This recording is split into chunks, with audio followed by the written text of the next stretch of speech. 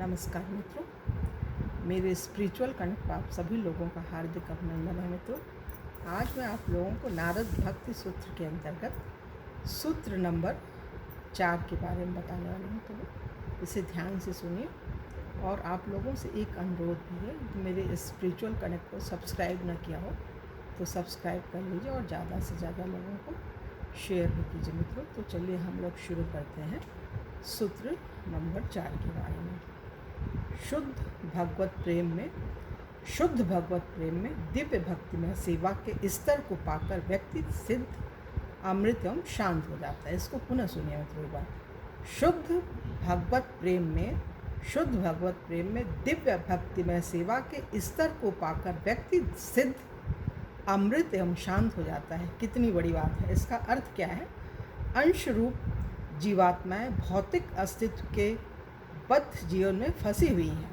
अपनी बहुमुखी क्रियाओं के कारण वे ब्रह्मांड भर में विचरण कर रही हैं। एक शरीर से दूसरे शरीर में पुनर्जन्म लेकर वे विभिन्न दुख भोग रही हैं। किंतु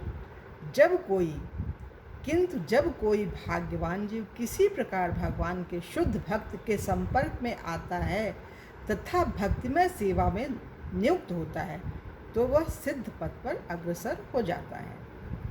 यदि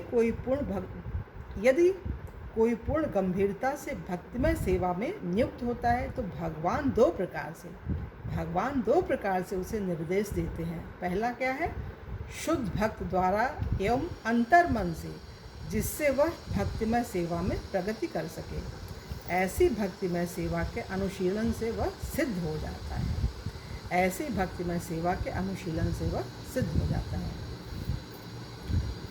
मेरी भक्तिमय सेवा में नियुक्त महात्मा गण मुझ भगवान को प्राप्त करते हैं। भगवान बता रहे हैं, मेरी भक्तिमय सेवा में नियुक्त महात्मा गण मुझ भगवान को प्राप्त करते हैं तथा इस क्लेशपूर्ण भौतिक जीवन में फिर नहीं लौटते, क्योंकि उन्होंने परम सिद्धि प्राप्त कर ली होती है।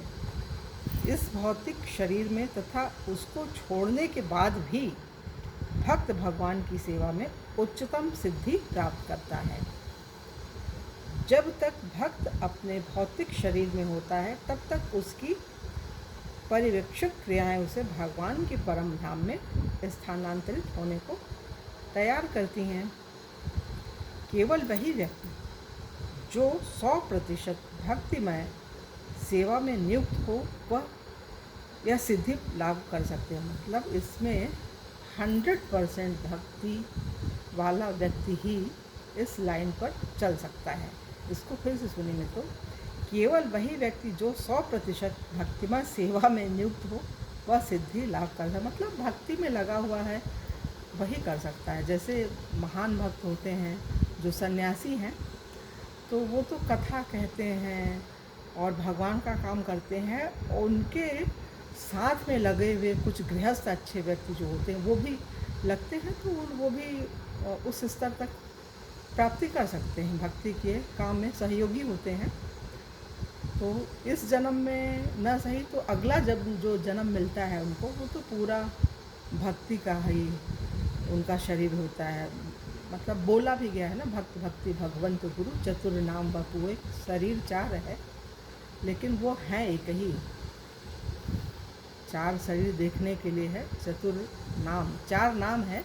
वपु में शरीर एक ही है, नाम 4 दिख रहे हैं लेकिन जो आत्मा है उनमें मतलब एक जैसी है। ऐसा इसमें तो नहीं है बोला गया कि भगवान के जैसा कोई, लेकिन यह है कि कुछ तो स्थिति ऐसी हो जाती है कि भक्त और भगवान में कोई भेद बचता नहीं है। जैसे एक बूंद है ना, बारिश की बूंदें जब गिरती हैं सागर में जाकर तो सागर जैसी ही हो जाती हैं। तो भक्त भी भगवान जैसा कुछ हो जाता है, क्योंकि अंश तो वो है ही है भगवान का। तो ये चीज़ है। भौतिक बद्ध जीवन में व्यक्ति विभिन्न शरीरों में आत्मा के भ्रमण में से उत्पन्न सभी प्रकार के क्लेशों का सदा अनुभव करता है। जन्म से पूर्व अपनी माँ के गर्भावास की यातना झेलता है और जब वह बाहर आता है तो थोड़े अंतराल तक जीवित रहने के बाद उसे फिर मरकर एक नई माँ के गर्भ में आना पड़ता है। किंतु परम सिद्धि को प्राप्त करने वाला व्यक्ति अपने वर्तमान शरीर को छोड़कर भगवत धाम लौट जाता है। वहाँ पहुंचकर उसे इस भौतिक जगत में फिर आकर विभिन्न शरीरों में भ्रमण नहीं करना पड़ता। आध्यात्मिक जगत में वह स्थानांतरण जीवन की परम सिद्धि है।